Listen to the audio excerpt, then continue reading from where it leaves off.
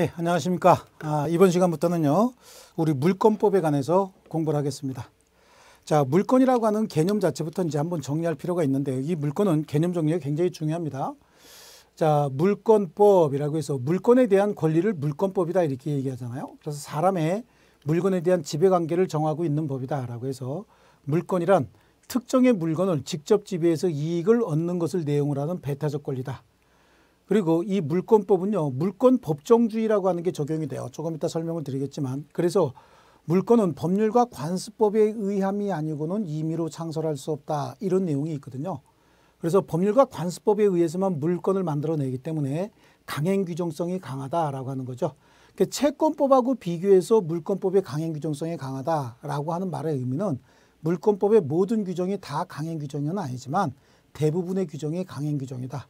그 이유는 물권 법정주의, 물권은 법으로 정한 것만 인정하겠다라고 하는 취지 때문에 그렇습니다. 자, 그럼 물권의 개념을 한번 설명을 드릴게요. 앞에 있는 내용보다는 자, 이렇게 설명을 하는 게 좋습니다. 권리의 주체인 인이 권리의 객체에 대한 배타적 지배권을 물권이라고 얘기합니다. 그래서 물권이다라고 하는 건 배타적인 지배권이다, 이렇게 정의할 수 있습니다. 자, 권리의 주체인 이인이다라고 하는 건 사람도 있을 수 있고 법인도 있을 수 있어요. 그래서 이는 권리의 주체라고 하고 자연인 아니면 법인 이렇게 나눠지는데, 우리 시험에서 자연인 법인을 나누는 건 중요치 않습니다. 어쨌든 사람이 됐든 법인이 됐든 물권이라고 하는 건 물건에 대한 지배권인데 어떻게 지배하느냐라고 하는 거죠. 배타적으로 지배한다라고 하는 거예요. 배타적으로 지배하고 직접적으로 지배한다. 여기서부터 용어를 정확히 정리할 필요가 있어요. 배타적으로 지배한다는 얘기는 어떤 사람이 자기 물건에 대해서 권리를 행사하고 있는 동안 다른 사람의 간섭을 일체 허용하지 않겠다라고 하는 의미가 들어가 있습니다. 이걸 배타적으로 지배한다라고 얘기하고요.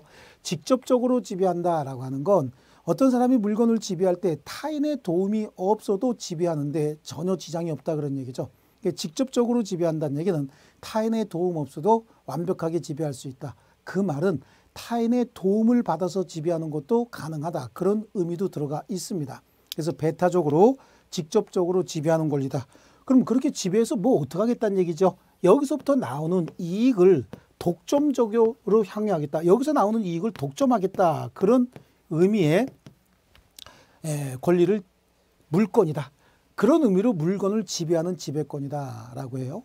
그러면 여기서 좀 몇 개 이제 도출될 수 있는 문제가, 그러면 물권의 객체는 물건만 있느냐? 원래 물권의 객체는 물건에서 시작한 게 맞습니다. 맞는데 예외적으로 물권이 많이 발달하다 보니까 일정한 권리 위에 성립하는 물건들도 있더라라고 하는데, 권리도 물권의 객체가 될 수 있다. 즉 지배권의 객체가 될 수도 있다.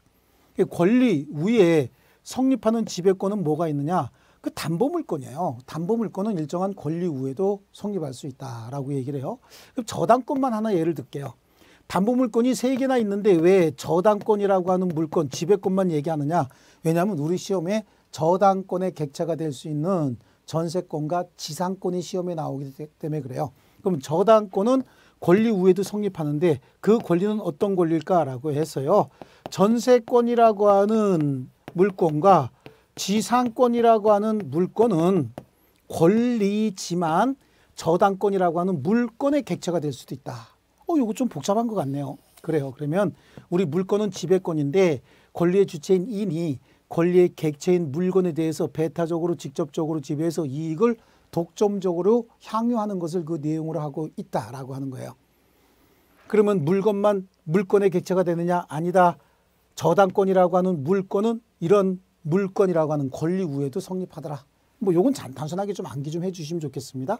이 배타적으로 직접적으로 지배해서 이익을 독점적으로 향유한다. 이 말의 의미는 이익을 독점할 수 있으니까 자유롭게 양도도 가능하다. 그런 의미를 가지고 있어요. 그래서 물권은 양도의 자유가 보장이 됩니다.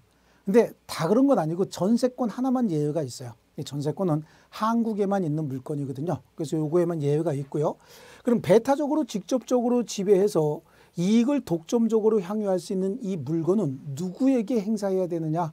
세상 사람 누구에게나 다 주장할 수 있는 권리다라고 해서 이걸 대세권이다라고 얘기를 해요. 이거하고 비교해서 채권은 채권자가 채무자에게만 행사할 수 있어요. 그래서 그건 대인권이라고 얘기를 하고, 물권은 이 물건 제 거거든요. 이 제 물건은 여러분뿐만 아니라 다른 사람에게도 내 물건이니까 함부로 침해하지 마세요라고 주장할 수 있는 권리가 있는 거죠. 그걸 대세권이라고 하죠. 그리고 그 누구도 침해하게 되면 불법 행위가 형성될 수 있는 절대권이다. 이렇게도 이야기할 수 있습니다. 대세권이고 절대권이다. 그러니까 아무도 건드려서는 안 된다라고 주장할 수 있다. 그래요. 그러다 보니까 이거는 대세권이고 절대권이니까 아무도 건드리지 마세요라고 사람들 볼 때마다 떠들기가 너무 힘든 거예요. 그러다 보니까 이거는 대외적으로 이 물건에 대해서는 저 사람이 권리를 가지고 있구나라고 하는 걸 대외적으로 알리는 특별한 방법을 강구하기 시작했죠. 그래서 마련한 게 공시제도죠. 그래서 물권에 대해서는 공시제도가 적용이 되죠. 그래서 공시의 원칙이다.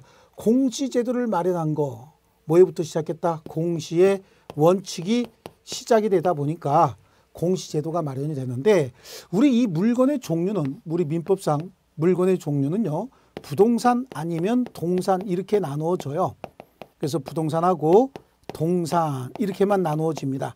이 부동산은 또 토지와 건물 이렇게 나누어지죠. 토지와 건물 이렇게 나누어지는데, 그래서 토지와 그 정착물을 부동산이라 하고 부동산 이외의 물건은 모두 다 동산이다. 이렇게 얘기를 하는 겁니다. 그러니까 내 토지, 내 건물 또는 내 동산, 이거는 아무도 건드릴 수 없다라고 해서 대외적으로 알리는 방법, 공시 방법이 필요했다. 그래서 공시 원칙이 적용되다 보니까 물건의 종류에 따라서 부동산은 어떻게 공시할 것이고 동산은 어떻게 공시할 것이냐라고 하는 그 동산이죠.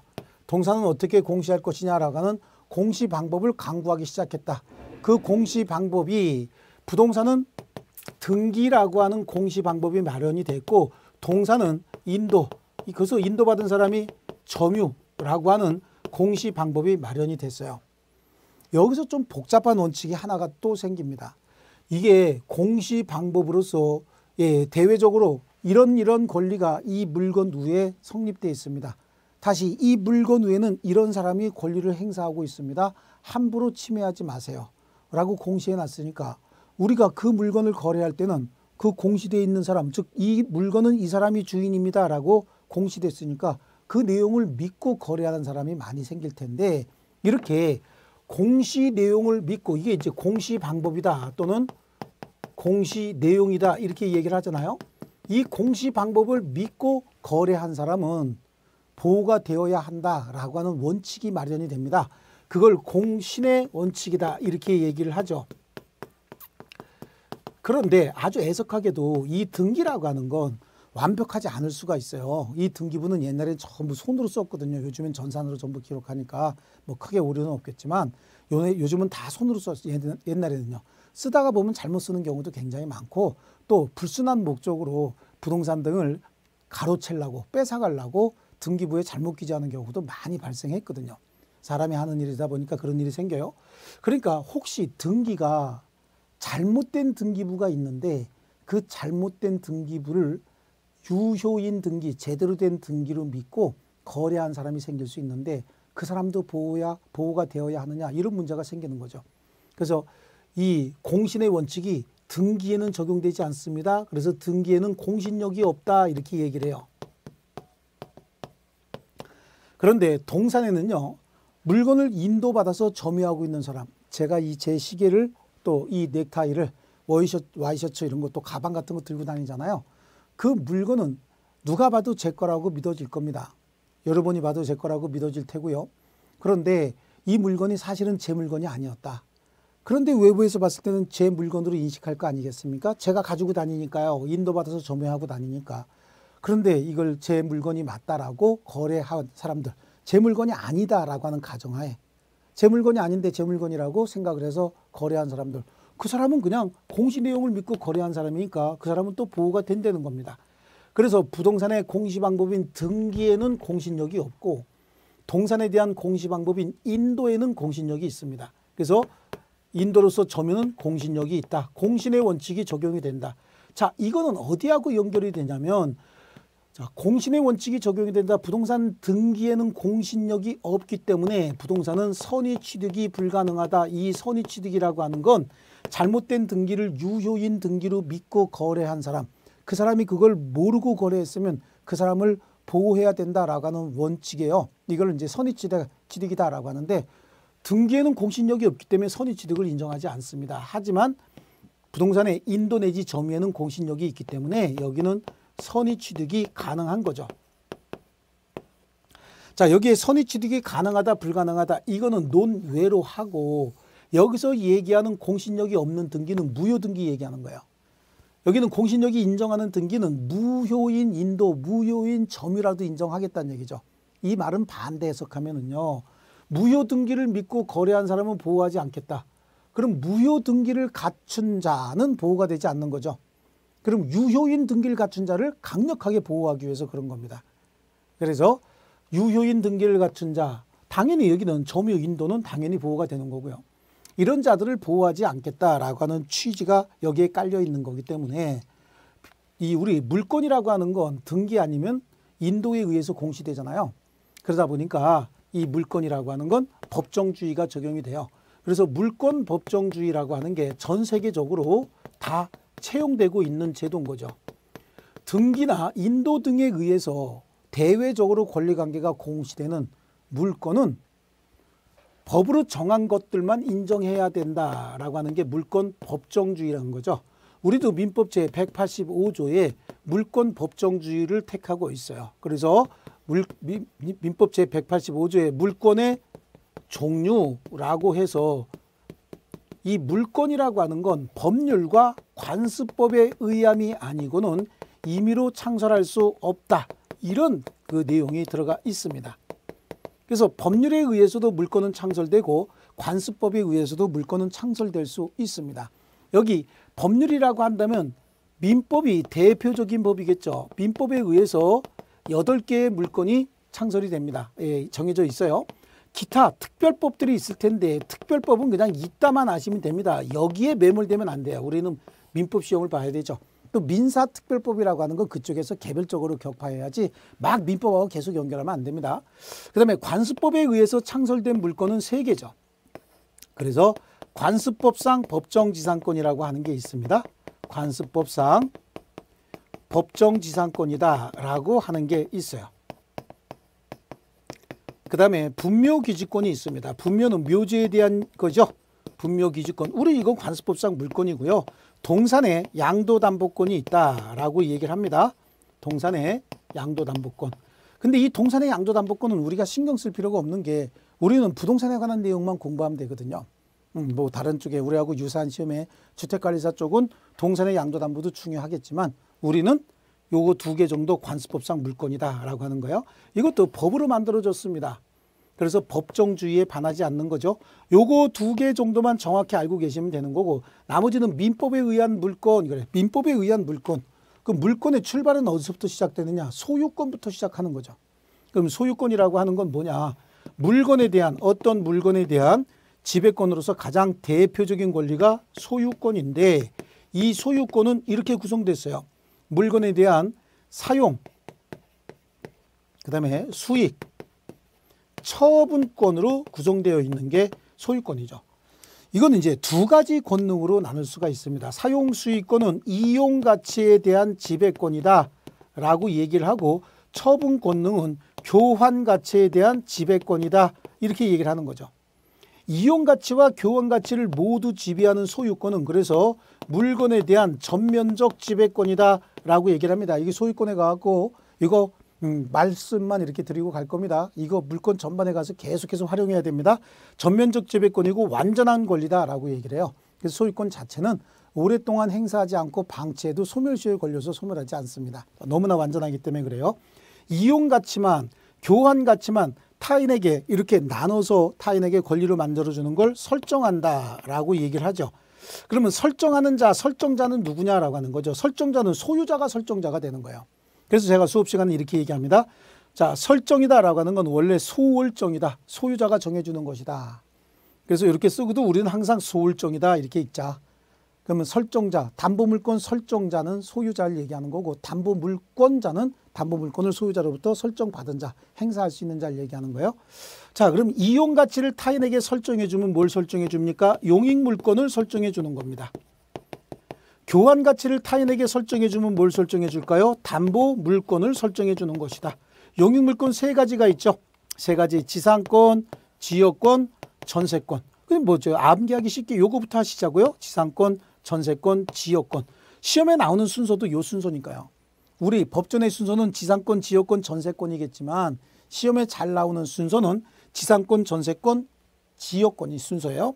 담보물권은 뭐가 있을까요? 담보물권은 유치권, 질권, 저당권입니다. 근데 시험에 많이 나오는 순서는 뭐죠? 저당권부터죠. 그래서 저당권. 질권은 우리 시험 대상이 아닌 거예요. 예, 질권은 우리 시험 대상은 아니고요. 그 다음에 유치권 요 순서죠. 각각 뭐 더 많이 나오고 덜 나온다가 아니라 각각 대등하게 나옵니다. 질권은 거의 다 시험에 우리 시험에서 빼버리죠. 요거는 이제 소유권의 일부 권능들이 이렇게 포함이 된 거고, 그래서 여기까지를 소유권과 관련된 사용수익과 관련된 또는 처분과 관련된 물권이다라고 해서 이걸 다 합해서 본권이라고 얘기를 해요. 그 물권은 구분할 때 본권과 먼저 점유권으로 나누어집니다. 점유권으로 나누어지고 점유권은 이거 하나밖에 없어요. 그리고 나머지는 뭡니까? 소유권. 본권의 핵심은 소유권이죠. 그래서 소유권과 지상권, 전세권, 지역권, 저당권, 질권, 유치권 이런 것들을 자 우리 민법상 물권이다라고 얘기를 합니다. 그래서 우리 민법상 물권을 한꺼번에 정리하면 앞글자만 가지고 이거 자체가 시험에 나오는 건 아니지만 뒤에서 우리가 전체적으로 이해할 때 계속해서 이게 머릿속에 있어야만 이해하는 데 도움이 많이 되는 거거든요. 그래서 물권을 한꺼번에 정리하면 이렇게 얘기합니다. 소, 지, 전, 지, 저, 질, 유, 점이죠. 요거 전체를 본권이라고 하고 요거를 점유권이라고 하죠. 그래서 지상권, 지역권, 전세권 얘를 뭐라고 불렀을까요? 용익물권이다 이렇게 얘기를 했고, 저당권, 질권, 유치권을 담보물권이다 이렇게 얘기를 했어요. 용익물권인가 이나 담보물권은 소유권자가 나 대신 네가 이거 행사해도 좋아요. 원래 내가 사용수익권을 행사해야 되는데 너한테 설정해 줄 테니 네가 나 대신 행사해도 좋다. 교환가치도 원래는 내가 행사해야 되는데 너한테 설정해 줄 테니 네가 행사해도 좋다라고 정해 준 거거든요. 그래서 용익물권이나 담보물권은 소유권을 제한할 수 있는 제한물권이다 이렇게 얘기를 하는 거예요. 소유권의 행사를 제한할 수 있다. 그래서 제한물권 이렇게 얘기를 하죠. 그래서 전체적으로 분류하면 이거 전체를 뭐라고 부른다? 소유권의 일부 권능들이다 라고 해서 이걸 본권이다. 그리고 점유권이다. 점유권 하나밖에 없으니까 별도로 구분할 필요 없고요. 이 본권은 소유권과 제한물권, 제한물권의 종류는 용익물권, 담보물권. 그 다음에 용익물권은 3개, 담보물권은 3개. 그러니까 복잡하니까 어떻게 하자고요. 소지, 전지, 저질, 유점. 그래서 소유권, 지상권, 전세권, 지역권, 용익물권, 저당권, 질권, 유치권, 담보물권. 얘네들은 소유권의 효력 발생을 소유권자의 소유권 행사를 제한할 수 있는 제한물권. 이렇게 정리하시면 되는 거죠. 전체적으로 이 내용을 어디 한 군데다가 이렇게 정리를 해 놓으시고 이 동영상 진행을 잠깐 스톱해 놓으시고 이걸 정리해 놓으시고 계속해서 반복적으로 보셔야 됩니다. 계속해서 활용할 겁니다. 자, 그 다음에 우리 물건이라고 하는 개념 자체가 어떤 물건에 대한 물건이라고 하는 개념 자체가 어떤 물건에 대한 배타적 지배권이라고 말씀드리지 않았습니까? 그 물건에 대한 배타적 지배권 이거를 우리는 물건이라고 했어요. 그러다 보니까 이 물건은 반드시 독립성을 갖춰야만 배타적 지배가 가능하거든요. 그래서 저 물건은 어떤 물건이어야 되느냐? 독립성을 갖추고 있어야 된다. 그리고 범위를 특정할 수 있어야 된다. 그리고 현존하고 있어야 된다. 그래야 배타적 지배가 가능해지는 거죠. 독립성을 갖춘 특정의 현존하는 물건만이 물권의 객체가 된다. 그래야 배타적 지배가 가능한 거거든요. 여기서 발생하는 것이 일물일권주의인 거야. 물건이 하나면 소유권, 물권도 하나만 성립해야 된다라고 하는 걸 일물일권주의다 이렇게 얘기를 하죠. 여기서 일물은 뭐라 그랬습니까? 물건이 하나다. 그러면 하나의 물건은 물이라고 하는 거 이거 자체는 부동산하고 동산으로 먼저 나눠지고 이 부동산은 토지와 건물로 나눠지는다.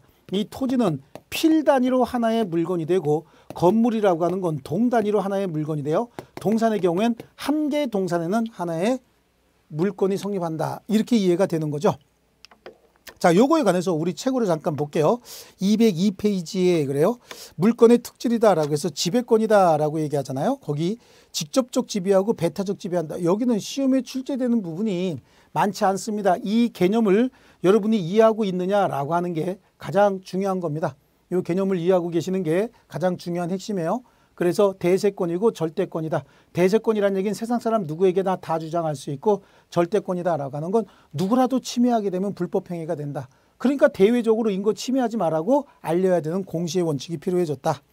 그리고 이익을 독점적으로 향유하기 때문에 203페이지에 있는 게 뭐죠? 권리는 양도가 가능하다. 물권은 양도성이 아주 강력하게 보호가 됩니다.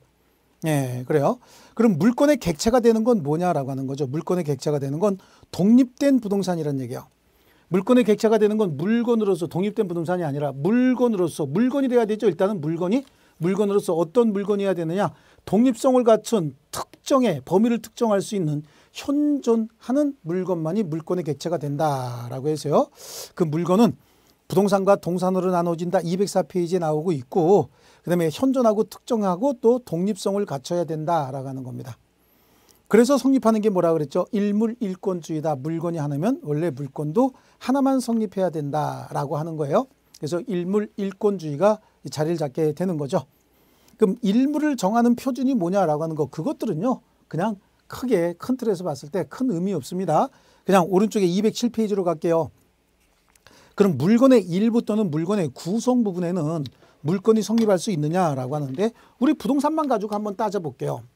이 부동산은 우리 민법 제99조에 뭐라고 정의하고 있느냐 하면 토지와 그 정착물을 부동산이라 하고 부동산 이외의 물건은 모두 동산이다. 이렇게 얘기를 하고 있어요.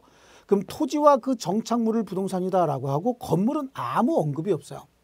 그런데 건물은 왜 토지와 별개의 부동산으로 취급하느냐라고 하는 거죠. 이게 지금 범위가 좁아서 제가 구석구석에 쓰는 겁니다. 자, 토지라고 하는 거, 이걸 토지라고 우리 한번 가정해 볼게요.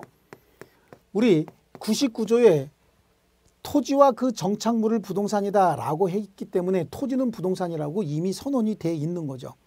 그럼 토지 후의 정착물들은 어떤 것들이 있을까? 토지 후의 정착물들은 건물이 있을 수 있죠. 건물. 건물이라고 얘기하려면 지붕과 기둥과 주벽, 영어로 써서 죄송한데요. 루프, 컬러, 월입니다. 이렇게 지붕과 기둥과 주벽을 갖추고 있는 토지의 정착물이다라고 하면 이게 완성이 됐든 완성이 되지 않았든 적법하게 지어졌던 무허가 불법 건물이든 지붕과 기둥과 주벽을 갖추고 있으면 이거는 건물이라고 얘기하고 언제나 토지와 별개의 부동산으로 취급을 합니다. 또 수목의 집단들이 있어요. 이렇게 뭐 이런 수목이나 또는 수목의 집단 이것도 토지와 별개의 물건으로 취급될 수는 있어요. 원칙적으로는 토지와 별개의 물건은 아니에요. 근데 토지와 별개의 물건으로 취급되려면 공시방법이 두 개가 있어야 됩니다. 두 개의 공시방법을 갖췄을 때만이에요. 이거 어떻게 하면 돼요? 임목등기라고 하는 등기제도가 있어요. 임목법에 의해서 또는 명인방법이라고 해서 이름 쓰는 방법이거든요. 명인방법에 의해서 토지와 별개의 물건으로 취급될 수도 있고요. 그냥 여기다가 이렇게 조그맣게 그릴게요. 이거 산삼이나 홍삼 같은 거, 홍삼, 산삼 이런 거 있죠. 산삼 같은 거. 이건 이제 토지의 과실이야. 그래서 삼지오엽이다라고 하는 거 있잖아요. 요것들도 말이죠. 요것도 명인방법이라고 하는 공시방법을 갖추게 되면 토지와 별개의 물건으로 취급될 수가 있습니다. 토지와 별개의 물건으로 취급되려면 명인방법. 그 우리 옛날에 어디서 보면 삼 캐시는 분들은 이제 뭐 신반이라고 하잖아요. 이런 분들이 산에 가서 산삼을 캐면 신봤다라고 얘기를 하죠. 그 신봤다 이게 내 거다 가까이 오지 마라라고 해서 소유권을 공시하는 방법 중에 하나였다. 이렇게 이해하시면 되고요. 그 옆에 뭐가 있을까요? 농작물이 있을 수 있죠. 농작물은 대파, 쪽파 이런 게 나와요. 이거 파같이 생겼죠. 대파같이 이제 뭐 그림을 못 그려서 죄송합니다. 이것도 입도를 갖춰서 수확기에 있다면 그래. 입도를 갖춰서 입도는 열매를 맺혔다라고 하는 거죠. 그래서 수확기에 있는 농작물은 언제나 경작자 소유가 된다. 여기는 명인 방법도 필요가 없어요. 경작자 소유가 된다라고 하는 거하고요. 지하에는 미채굴 광물이 하나가 있습니다. 지하에 미채굴 광물이 있다. 이 지상에 4개, 지하에 하나, 요거는 앞으로도 제가 4대1, 4대1 이럴 겁니다. 이거 굉장히 중요한 개념입니다.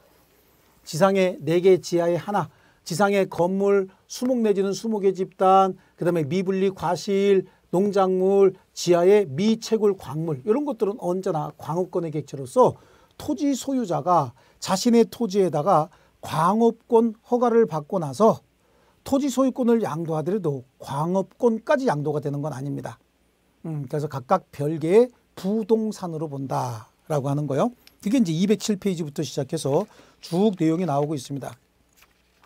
207페이지, 그 다음에 208페이지까지 쭉 이렇게 연결이 되고 있죠. 미분리 과실. 네, 그래요. 그 다음에 209페이지에 나오는 게 뭘까요? 이 물권 법정주의다. 지금 제가 책을 왜 대충 넘어가느냐라고 하는 게 아니고 요거 정도만 아셔도 이쪽 부분에서는 우리 문제 푸는데 전혀 지장이 없습니다. 공부의 양을 늘릴 필요가 없습니다. 요거 정도 혼자 그릴 줄 알고 요거 가지고 우리가 문제풀이 하면서 아 이렇게 접목되는구나. 문제풀이 할 때도 제가 또 그려드릴 거예요. 그 다음에 물권의 종류다라고 하는 거, 물권 법정주의가 적용이 돼서 185조에 보니까 물권은 법률과 관습법에 의하는 외에는 임의로 창설하지 못한다, 이런 내용이 들어가 있지 않습니까? 이걸 우리는 물권의 종류다라고 해서 물권 법정주의로 공부하고 있는 겁니다.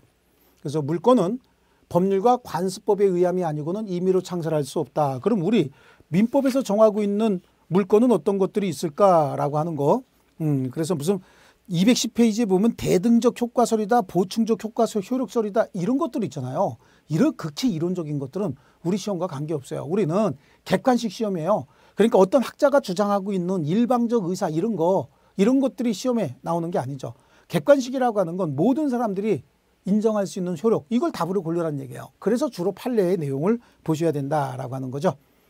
그래서 우리 211페이지에 보면은 물권의 종류, 그래서 거기 그림이 나와 있는데 이 그림 가지고 이해하시면 됩니다. 그리고 좀 더 확실하게 하는 방법은 그냥 통째 이렇게 암기해 버리세요. 이까지 거 시험에 나오는 것도 아니긴 하지만 이해하기 위해서 필요한 거니까 통째 소지, 전지, 저질, 유점, 소지 누구와 전지 누구는 저질이다, 얼굴에 점 있다. 얼굴에 점 있어서 저질이면 저는 아주 상저질이겠죠. 얼굴에 보면 점 굉장히 많아요. 그냥 암기하라고 말씀드린 거지 뭐 누굴 비하하거나 놀리기 위해서 한 거 절대 아닙니다. 그래서 이렇게 그려놓고 소지, 전지, 저질, 유점, 용익물권, 담보물권, 그리고 합치면 제한물권, 이렇게 이해하면 되는 거고, 요 그림에서 유래되었다라고 하는 것만 그냥 이해하시면 됩니다. 그래서 우리 211페이지까지도 한번 넘겨보시고요. 213페이지 한번 볼게요. 213페이지에 보면은 관습법상 물권이죠. 예, 관습법상 물권이다라고 하는 것. 분묘기지권과 관습법상 법정지상권, 동산의 양도담보권도 있기는 있지만 이거는 우리 시험과 크게 관련이 없으니까 그냥 빼자라고 말씀을 드렸어요. 그럼 이거 이외에는 무조건 관습법상 물권이 아니란 얘기예요. 온천권이나 사도통행권이나 공원시설 이용권 이런 것들은 여기에 들어가 있지 않습니다. 그런 것들은 물권으로 인정할 수가 없어요. 왜? 그러면 물권 법정주의를 위반하기 때문에 그렇습니다. 자, 그 다음에 거기 우리 213페이지에 보니까 거기 온천에 관한 권리, 그 온천권 하나만 나왔잖아요. 근데 옆에다 써놓습니다. 사도통행권도 아니고, 사도통행권도 관습법상 물권 아니에요. 공원시설 이용권도 관습법상 물권 아니다. 그럼 아닌 게 계속해서 나올 텐데 아닌 걸 다 언급을 어떻게 합니까? 얘들만 관습법상 물권이고 나머지는 관습법상 물권이 아니다. 관습법상 물권 3개 정도만 암기하시고 나머지는 무조건 아니다 그러면 되는 거죠. 그러니까 아닌 걸 다 공부할 수는 없어요. 특히 밑에 보면은 미등기 무허가 건물을 양수한 사람, 미등기 무허가 건물을 산 사람은 부동산을 산 사람이거든요. 그러니까 이 사람은 등기해야 소유자가 되는데 미등기 무허가 건물은 등기할 방법이 없잖아요. 그러니까 소유권을 취득하지 못한 거예요. 그래서 소유권 이전 등기를 격려받지 않는 한 건물에 대한 소유권을 취득했다고 볼 수 없고, 그러한 건물의 취득자에게 소유권에 준하는 관습상 물권이 있다고 볼 수 없다. 아니 왜 없니? 그럼 관습상 물권이라고 하는 거 뭐밖에 없기 때문에, 2가지밖에 없기 때문에 그래요. 소유권에 준하는 관습상 물권은 존재하지 않습니다. 이건 물권 법정주의 위반이다. 자, 그렇습니다. 그래서 판례 그거 하나 하고 위에 온천권만 나왔지만 사도통행권과 공원시설 이용권도 우리 관습법상 물권 아니다. 사도통행권, 온천권뿐만 아니라 사도통행권, 이 사도통행권은 사도를 그냥 지나다닐 수 있는 통행권에 불과하지 배타적 지배권이라고 볼 수 없어요. 자유롭게 처분할 수 있는 권리라고 볼 수 없어요. 그 다음에 온천에 관한 권리, 온천권 있죠. 온천권, 우리 이건 기본서에 나와 있는 것이고요. 그 다음에 공원 이용권이야. 공원 시설 이용권. 도시공원들 있죠? 공원 시설 이용권이라고도 하고 공원 이용권이라고도 합니다. 이런 거 왜 우리 서울 수도권 주변에 있는 4대 신도시에 보면은 거기 호수공원 같은 거 있잖아요. 이런 것들이 이제 문제가 됐던 겁니다. 그 배경까지는 자세한 설명 필요 없습니다. 이런 것들은 관습법상 물권이 아니다라고 하는 거예요. 좀 더 쉬운 건 이것만 암기하시고 나머지는 싹 다 아니다 그러면 되겠죠. 특히 거기 미등기 무허가 건물과 관련된 판례는 조금 신경 써서 봐주시면 되는 겁니다. 자, 그다음에 214페이지는 다음 시간에 계속하겠습니다. 자, 여러분 수고하셨습니다.